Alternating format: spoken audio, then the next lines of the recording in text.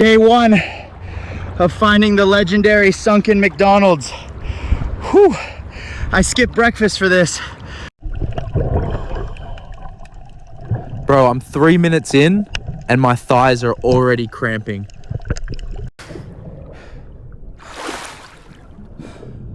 Is this a threat or a peace offering?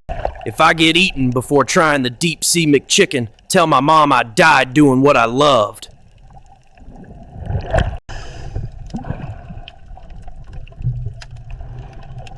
Even down here, it's still broken. Worth it.